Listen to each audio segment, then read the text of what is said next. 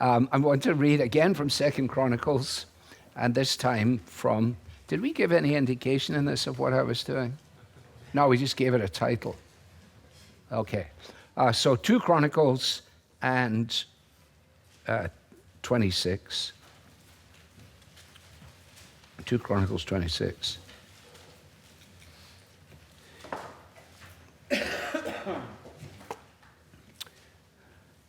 So I will read this all the way for a while, and then I'll leave you to deal with the rest. And all the people of Judah took Uzziah, who was 16 years old, and made him king instead of his father Amaziah. He built Eloth and restored it to Judah after the kings slept with his fathers. Uzziah was 16 years old when he began to reign, and he reigned 52 years in Jerusalem. His mother's name was Jechaliah of Jerusalem, and he did what was right in the eyes of the Lord, according to all that his father Amaziah had done. He set himself to seek God in the days of Zechariah, who instructed him in the fear of God, and as long as he sought the Lord, God made him prosper. He went out and made war against the Philistines and broke through the wall of Gath and the wall of Jabneh and the wall of Ashdod. And he built cities in the territory of Ashdod and elsewhere among the Philistines. God helped him against the Philistines and against the Arabians who lived in Gerbal and against the Meunites. The Ammonites paid tribute to Uzziah, and his fame spread even to the border of Egypt, for he became very strong. Moreover, Uzziah built towers in Jerusalem, at the corner gate and at the valley gate and at the angle, and fortified them.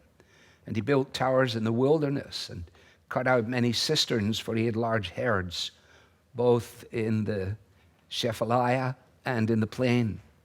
And he had farmers and vine dressers in the hills and in the fertile lands, for he loved the soil. Moreover, Uzziah had an army of soldiers fit for war, in divisions according to the numbers, in the muster made by Jael the secretary and Messiah the officer, under the direction of Hananiah, one of the king's commanders. The whole number of the heads of fathers' houses of mighty men of valor was 2,600. Under their command was an army of 307,500 who could make war with mighty power to help the king against the enemy. And Uzziah prepared for all the army shields, spears, helmets, coats of mail, bows, and stones for slinging. In Jerusalem, he made machines invented by skillful men to be on the towers and the corners, to shoot arrows and great stones. And his fame spread, for he was marvelously helped till he was strong. But when he was strong, he grew proud to his destruction. For he was unfaithful to the Lord his God, and entered the temple of the Lord to burn incense on the altar of incense. But Azariah the priest went in after him with 80 priests of the Lord who were men of valor.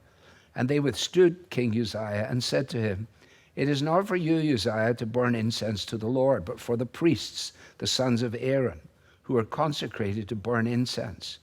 Go out of the sanctuary, for you have done wrong, and it will bring you no honor from the Lord God." Then Uzziah was angry.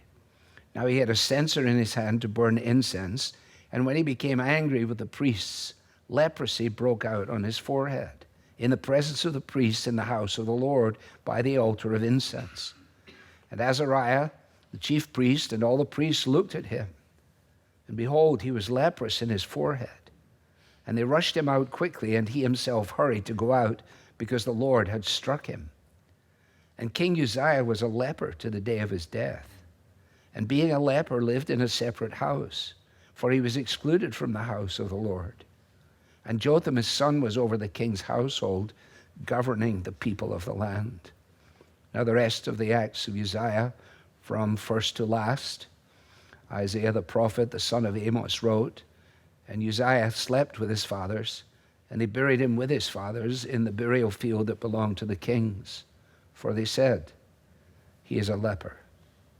And Jonathan his son reigned in his place. Amen. Father, please take your truth, plant it deep in us, so that we might, by the power of the Holy Spirit, be increasingly shaped and fashioned in the likeness of your dearly beloved Son, Jesus, in whose name we pray. Amen. Well, it's quite a chilling chapter to read, isn't it? Incidentally, I do hope you read the Bible for your congregation and that you practice so that you don't stumble and bumble around in it and read it as if somehow or another you were actually capable of translating it directly from the Hebrew yourself.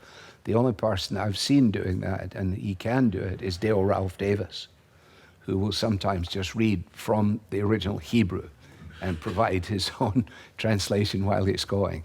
That's a dimension of geography that is entirely alien to me. But when you listen to somebody read the Bible, you can tell whether, one, they are prepared, and secondly, whether they regard it as an immense privilege to be able to do so. Anyway, just a word of exhortation passing by. And it's not going to help just to shoot stuff up on the screen and make reference to it. Give yourself to the public reading of Scripture. It's a great gap as I travel the country. If I didn't read the Bible, it wouldn't be read most of the time. I mean, there's no liturgy in the thing at all. I mean, it's just like whatever we're doing. Anyway, I'm not here to talk about that. Sorry. All right. Okay. Well, let me begin by making a plea for you to read obituaries. I have made a pattern for me, partly because of the newspapers that I have on my iPad, but the Times of London has usually 3 obituaries every day. And so I usually don't know who the people are. Sometimes I know it because it might have been a sportsman or somebody of prominence. But most of the time, I don't know who they are. And I read them because good obituaries are just like mini biographies. And eventually, it may start off about someone who was in the Second World War or whatever it is. And then eventually it says, and Bill Jenkins was born in Ilkley, Yorkshire in 1932, and gives you all the background to it. And it's just quite fascinating. And very often, again, as I read those obituaries, and it wasn't true when I was in my 50s, but now I'm in my 70s. Now, I don't want to become morbid about it, but I have noticed that the dates have really caught up with me. And that I usually was reading obituaries and I'd say, I wonder what it must be like to be that age. But now I'm reading obituaries of people who were born in the 1950s, some of them actually older than me, and I'm seeing them passing away. The benefit of it, I think, apart from just getting an insight into people and good illustrations, is that it is a reminder to us of the frailty of our lives and the brevity of our lives, and the fact that we are like a vapor that appears for a little while and then vanishes away. And we know that all flesh is like grass, and the glory of man like the flower of the field, and so on. And you don't want to become some boring old guy who's sort of morbid, but we do want to make sure that we have that in our minds. And so let me make a second plea for visiting graveyards, for the very same reason that the dates that are there between, that only have a dash in between them, are again reminders to us of the things that our culture is, constantly trying to run away from. I'm going to end my time here at Parkside in another less than a year, and one of the disappointments for me is the fact that I was unable to convince the leadership of the church, although I was able to convince the church, but not the leadership, to put a graveyard on our property here. And they thought, I think it was self-serving because I wanted a free burial or something. That might have been subliminal, I don't know, but that wasn't the point. The point was, the Church of Jesus Christ is the only place that has the answer to the issue of death. And so there's a reason why when you go down in the Carolinas, for example, and you go to those old Presbyterian churches, that the graves that are there, some of them from the Civil War and so on, that history is a reminder to us. You say, you don't want to do that. Your children will be upset. Well, they're supposed to be upset. They're supposed to walk through that and realize that this is what happens to our earthly pilgrimage, so that we might make the best use of the time that we have and that we don't get out of control. And some of the epitaphs are really good. I was just in wherever I was in Canada, because we took that cruise, and I went to the graveyard for the Titanic, where a large number of people who were lost on the Titanic are buried in that place. It was very salutary, and profoundly moving, and actually again very helpful. In Scotland, some of the graves have humorous things on them, like interred beneath this kirkyard stone, interred beneath this kirkyard stain, lies stingy Jimmy Wyatt, who died one morning just at 10 and saved a dinner by it. So that's good. That's good. I saw that. I remembered that one. I said, that's a very good one. But here's the point. How tragic would it be, after years of usefulness, to leave a legacy that speaks only of failure? For the epitaph on the stone of Uzziah simply to read, he had leprosy. Now, from thinking with Jehoshaphat about the power of weakness, we now look to Uzziah, who gives us an amazing illustration of the weakness of power. Jehoshaphat leaves a lasting impression of being a good man, maybe a great man, although he also was weak. And one of his weaknesses, and you need to read the rest of the narrative to get this, but one of his weaknesses was he had an inability to say no. He found it very, very hard to actually say, no, we're not going to be doing that, or no. And yet, that weakness actually proved in due course to be a means of strength to him. Uzziah, by contrast, as we read it, is a strong man. He's powerful, he's decisive, he's influential in his leadership. All of these factors being praiseworthy. But when it comes to the crunch, he answered the psalmist's question. I lift my eyes to the hills, Psalm 121. I lift my eyes to the hills. Where does my help come from? He answered it wrong. The answer is, my help comes from the Lord, the maker of heaven and earth. Uzziah asked the question, where's my help come from? And essentially said, my help comes from me. I know about this. And 2/3 of the chapter, which I just read, describe the positive impact of his leadership. The positive impact of his leadership. You can't gainsay that at all. By any standards, Uzziah, whose name incidentally means the Lord is my strength. Golly. Yeah. His father was murdered. You can read of that in 2 Kings 14. His father is murdered, and he steps up, and in all aspects of national life, he puts his mark on things, all to the good. I don't want to work my way through all of that. You don't need me to. I read it. You can make note of it. He was capable in the realm of national security.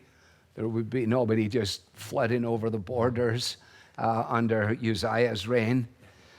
He was capable of strategic military positioning, his ability to marshal troops, to prepare troops, to secure them. He was able to develop things commercially. He obviously had a very good grasp of what was needed, was able to motivate people to provide what was needed for the strength of the nation, and so on.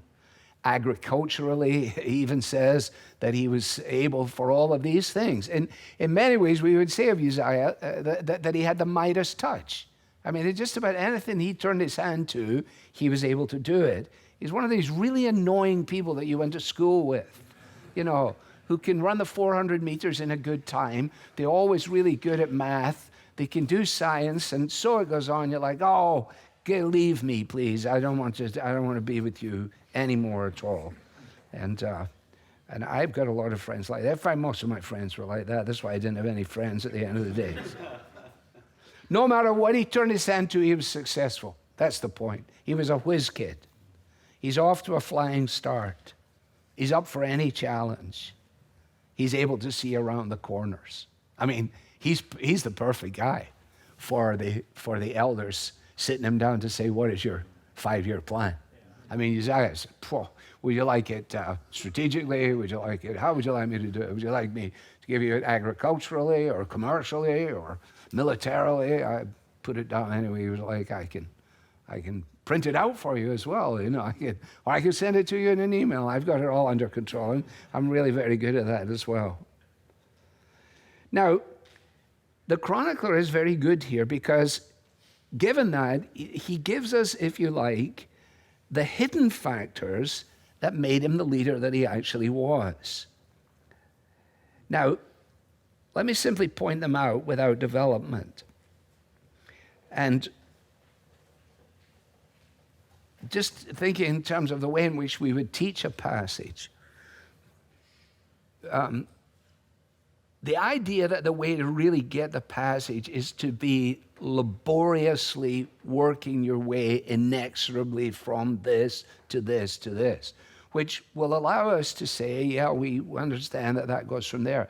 But sometimes it's far more helpful to stand far enough back from it to see the parameters of it, and also to see the points of influence in it, depending on what you're doing. But we're not writing commentaries, at least we're not supposed to be.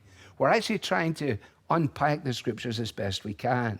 And sometimes our sermons will have, somebody just gave me a wonderful little children's book here with an opportunity to color in between the lines. And sometimes we will color in between the lines more than on other occasions. But sometimes all that we're really doing is giving a charcoal sketch. I had an art teacher called Tommy Walker at the grammar school in Yorkshire, and I was pathetic at art. You can tell I'm pretty pathetic at a number of things, but I was pathetic at that as well. He would say, now I want you to go home and draw a chair.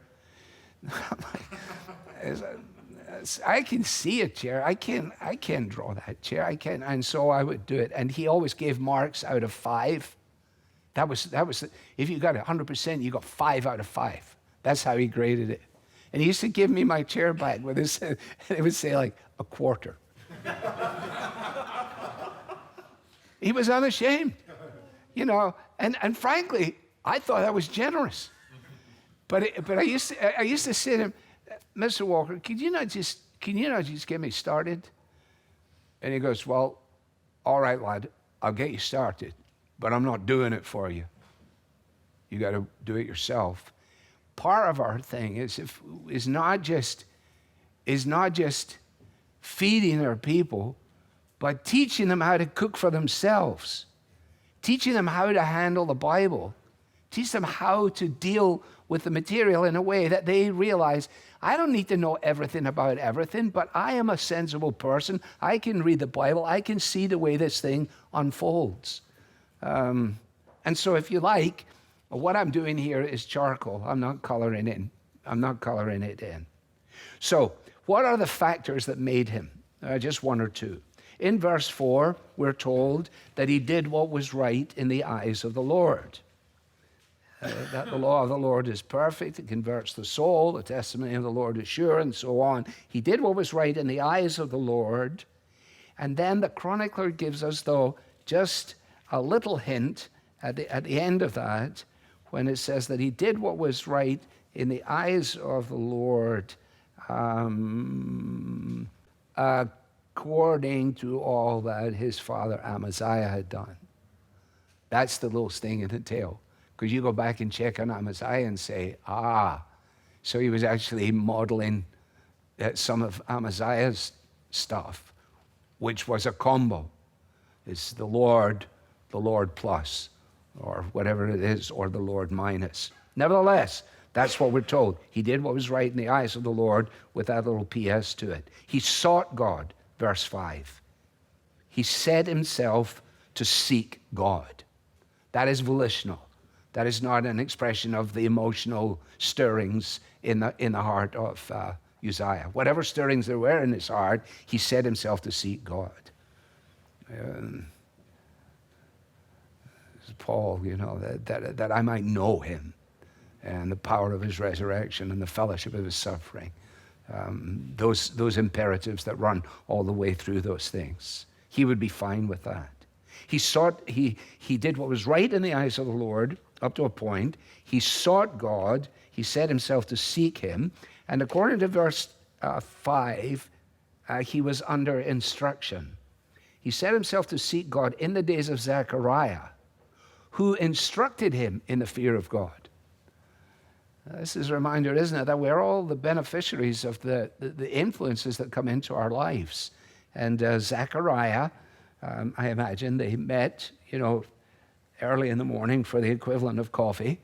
And Zechariah said, I'm going to talk you through some things here and keep you on the right track. Bob Butt's dad was an elder when I came here, and he hates it when I tell this story, but he kind of likes it too. But his dad was trying to help me because I said, I don't know what I'm doing. So I said, well, that's okay, I can help you. And so we would meet at Bob's Big Boy, I think it was called. And his dad was a very organized guy. He ran, and he had a big book, and it had like every 15-minute increments in it or something like that, where what he was doing. My day would be like 7, get up. 7:15, think about going back to bed. 7:30, read my Bible. 7:35, no, read it later. So anyway, so he would meet with me to try and instruct me in the ways of the Lord and how to help me. And he was a big help to me. But what he wanted to try and get me to be able to do was all the things that I couldn't do. And he actually even got me one of these books. I don't know where it is. I don't know. I mean, it was a killer to me because I'd look at the thing and it's not mine. I can't fill this out. I don't know, what would I write in it? I've got nothing to write in. And but the biggest thing about it was that he loved Christ, he loved the church, and he loved me. And I know I disappointed him because I couldn't get up to speed with the program. But eventually I think he just gave up on it. He realized it was a complete lost cause and prayed for me as a lost cause. Well, I don't want to read all that into Uzziah meeting with Zechariah, but Zechariah was encouraging him to fear God and keep his commandments. Love God, love the people, that kind of thing. And in verse 5, God gave him success. God gave him success, right?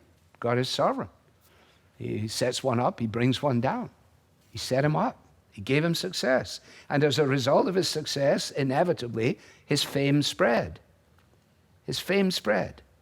Because he was so influential. He became very powerful. I think it says that in verse 8. You can just check. Yeah. His fame spread even to the border of Egypt because he became very, very strong. I think we go down to verse 15. We're back there again in Jerusalem. He did all these things, and his fame spread far, for he was marvelously helped until he became strong. That wasn't the problem in itself, was it? Because actually, if you think of Caleb was strong. Here I am. He says 85 years old, and still as strong today as the day when Moses kind of launched me out. So strength in itself is not the issue. It's the attachments to that which we then apply incorrectly, wrongly. And of course, It is in that context that the chronicler pivots and takes us, if you like, from the factors that made him to the choices that undid him. The choices that undid him. He knew success, he knew influence, he knew power, he knew fame. But when did he stand up in the canoe? You know, you don't stand up in canoes, right? That's a stupid thing to do.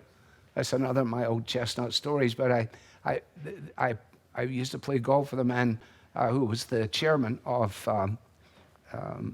the big, huge pharmaceutical company that I can't remember. Yeah, he was the guy. He was a big guy, and he was a big guy. And he was on the board of Camp of the Woods up in the Adirondacks. I'd met him only briefly. He had access to a 9-hole golf course that you couldn't get on, and so we'd been there. But one day when he came over for lunch from his house, which was just here on the lake, to this house was there, he came over in a canoe. He'd been at the morning service, at the chapel service, and he was coming over. He was still dressed. He had khakis on. He had a nice button-down shirt and everything else. Came over in the canoe, and then he stood up. I said, I can't believe my eyes. And he stood up, and then he wobbled, and then he baptized himself completely. I mean, totally baptized himself. And he came up out of water like a drowned rat, you know. And the guy who was hosting the lunch, he was a dentist. He pulls him out, and he says to me, he says, you know Ralph Larson, don't you? I said, well, yeah, I knew him. I said, and I remember I played golf with him another day, and I said, you know, you're the head of one of the largest pharmaceutical companies in the world, and yet you're so stupid you stood up in a canoe. He didn't like that. I probably shouldn't have said it, but anyway, I don't stand up. That's dumb. So when did he stand up? When was it that this turned for him? Well, he was unfaithful to God. Verse 16. He was unfaithful to God. When he was strong, he grew proud to his own destruction, for, explanation, he was unfaithful to the Lord his God. And how did that express itself? Well, he entered the temple. Yeah, but that's okay. You can go into the temple. No, he didn't just enter the temple. He entered the temple to burn incense on the altar of incense. In other words, he took to himself a prerogative that was not his to have. He took to himself a prerogative that was not his to have. I could apply that 14 ways right now, but I'm not going to go there in my mind. All right? And when he was challenged, I love it when it says that Azariah the priest went in after him with 80 priests of the Lord. said, I'm going in there right now, but not by myself. Hey, no, as many as possible. Yeah, come on, no, let's all go in together. It'll be much better if we go together. With 80 priests of the Lord. There's strength in numbers. And they were men of valor. You better be men of valor, because they're going to stand up to this joker. And they said to him, it's not for you, Uzziah, to burn incense to the Lord. What you're doing is wrong. What you're doing is wrong. Now, in that moment, and in those kind of moments, incidentally, there is opportunity for victory as opposed to failure. So that with the temptation, he provided a way of escape. These guys have come in en masse to capture you here right in this moment, and you have an opportunity. He doesn't take the opportunity. It makes me think of, there's a book by a Methodist guy, Walt Wangrin or something like that, Wangerin. It's a book of short stories. The best of them is called The Ragman. The Ragman. If you've never read it, make a note of this because you'll use it at Easter. It's a truly amazing story, the ragman. But in there, he tells all kinds of other stories. And he tells a story of a young couple that had got married and they were living in an apartment and they started to get in contretemps with one another, get in arguments.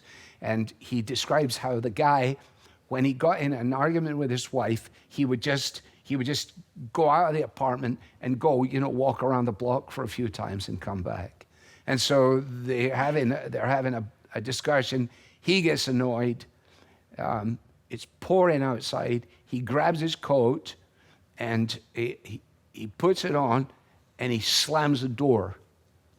And he suddenly realizes that he slammed the corner of his coat in the door.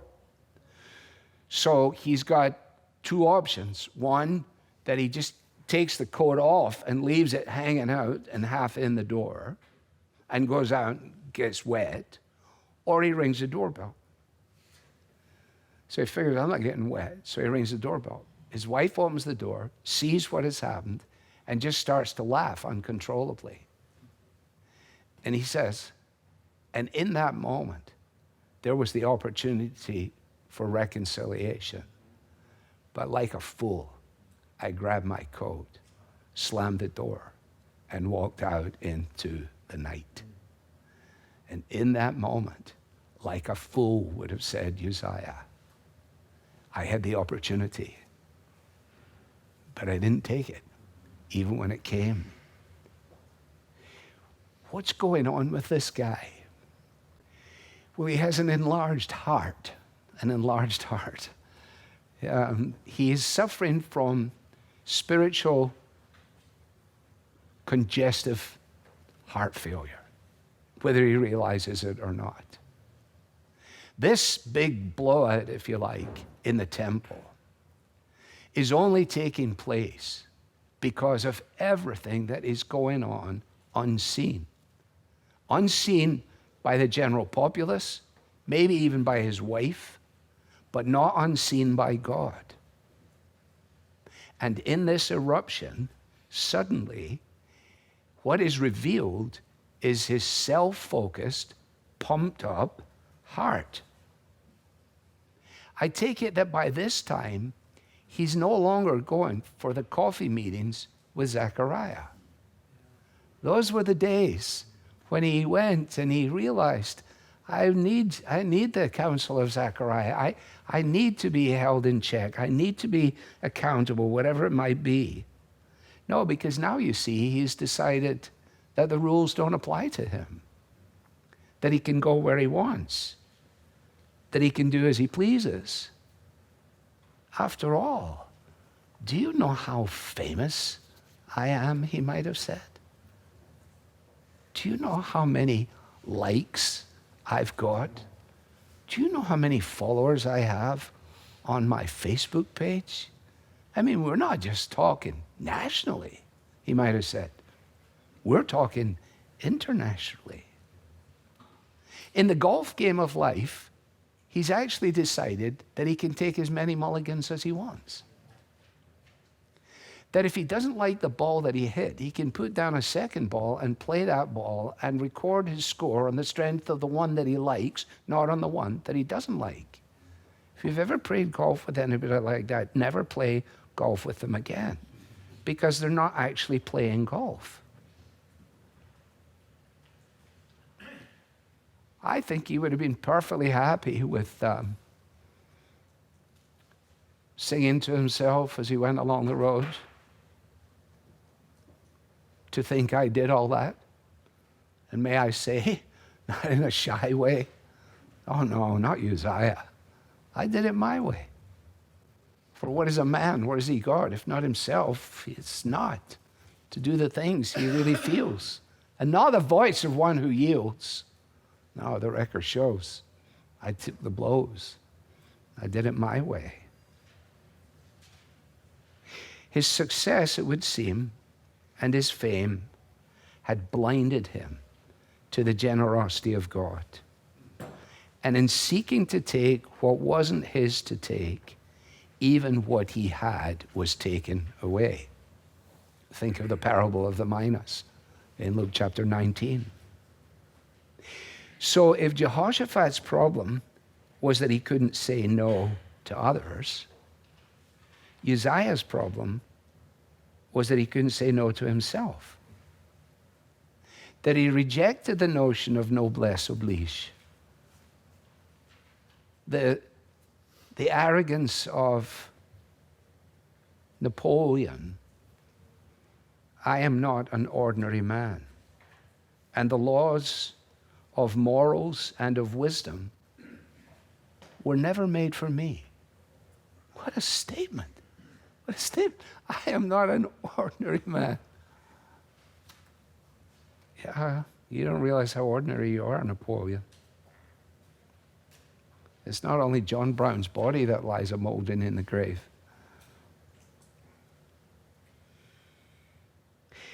What I find most demanding about this as I ponder it and think about it even now as I'm speaking, what is striking is that this isn't a story of vice.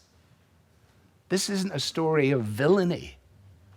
This is just a silent killer. And he's not a youth.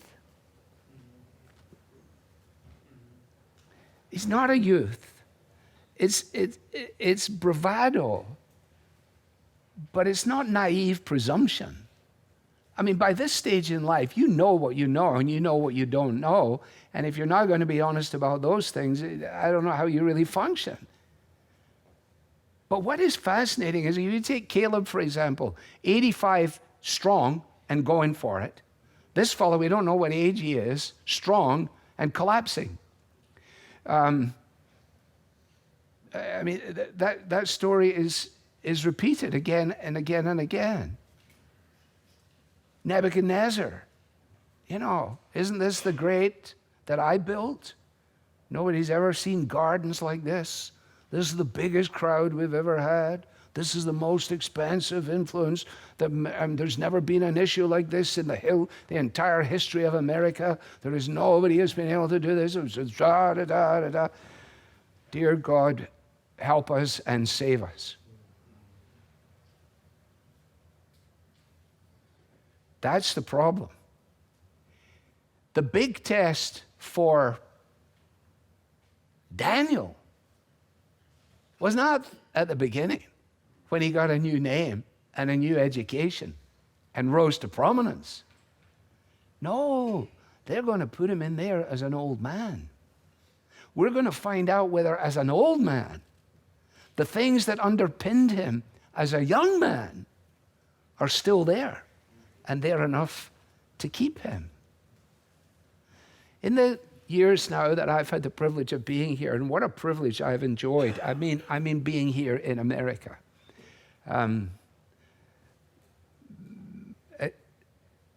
It has been a constant refrain all the way through to watch people who initially were not my peers, but were my heroes, live the trajectory of Uzziah. Gloriously helped to become strong, grew proud to his own destruction. I mean, it's as obvious as the nose on everybody's face. This is how this goes. But the deceitfulness of sin is the deceitfulness of sin.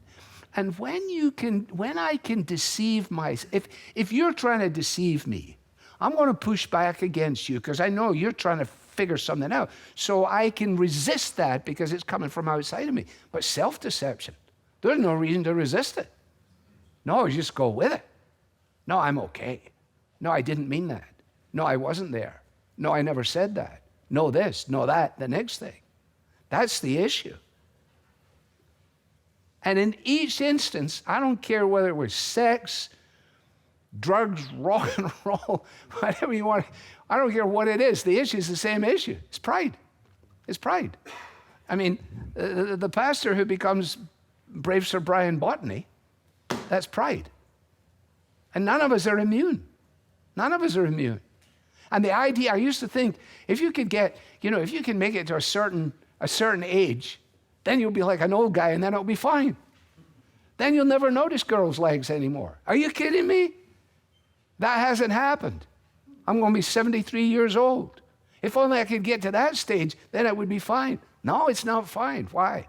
Because the heart of man is desperately wicked, and that we're continually involved in an irreconcilable war against the world and the flesh and the devil, all the way through to the end. That's why we still need Zacharias. That's why we still need our wives. That's why we still need all these boundaries around us to protect us from ourselves. From ourselves. James Taylor, whose lyrics I really enjoy, in one of his songs is called "That's Why I'm Here," and he writes, "Fortune and fame, such a curious game. Perfect strangers, they call you by name, and they pay good money to hear fire and rain again and again and again." And then he says, "But that's why I'm here. That's why I'm here. Summer like summer, coming back every year. Got your baby, got your blanket, got your bucket of beer." And I break into a grin from ear to ear, and I say to myself, that's why I'm here. I'm here to sing these songs. He knows who he is. He knows what he does. And whether it's within the framework of our own little company, or whether it goes beyond that, we have to acknowledge, I'm prepared to acknowledge, I hope you are too, that to quote Tillich, he says, every day, in 1,000 ways, we seek to make ourselves the center of the universe.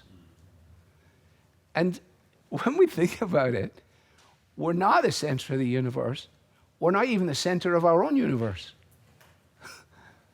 And that's why we have to help one another with this stuff. Because, he who flatters his friend provides a net for his feet. Flattery is like perfume.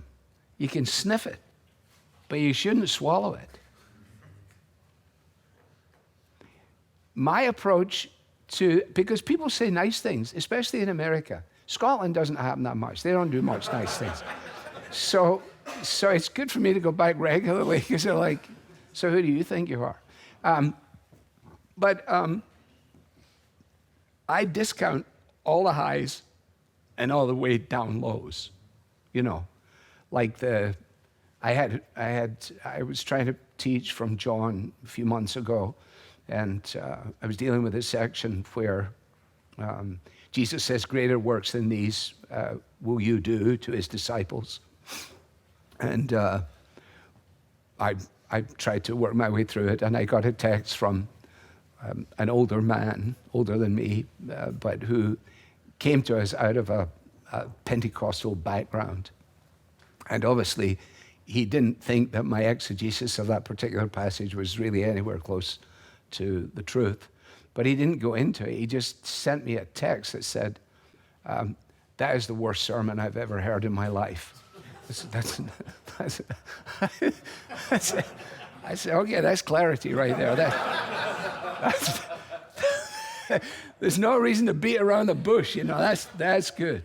Okay, so, that's fine. That's good. I mean, I've heard some bad ones myself, but so that's not going to, I'll still be back next Sunday, even on the basis of that. But then the other side of the thing, we have to learn that too.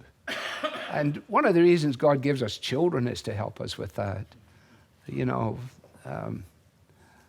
I remember when years ago Cedarville gave me an honorary doctorate, which I don't mean to laugh about it, but anyway, I got it. And I was in California with a group of young people. My son was there. He was out there at that time. And he said, hey, Dad, he said, what's that thing? Somebody said you got this thing, an honorary doctorate? He said, what? He obviously wasn't impressed. And I said, son, it's not exactly from Yale Divinity School. And he says, Dad, I love it when you say things like that. It wasn't worth that much. He's also the kid that said to me, why don't you write a book that somebody wants to read?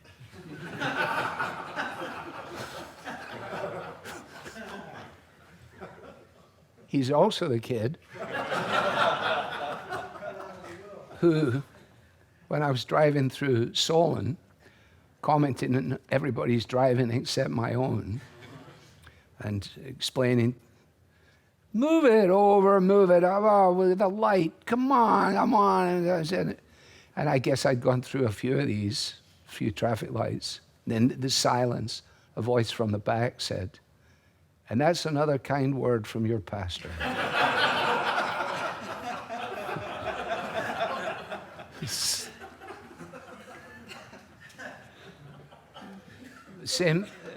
same thing with our elders.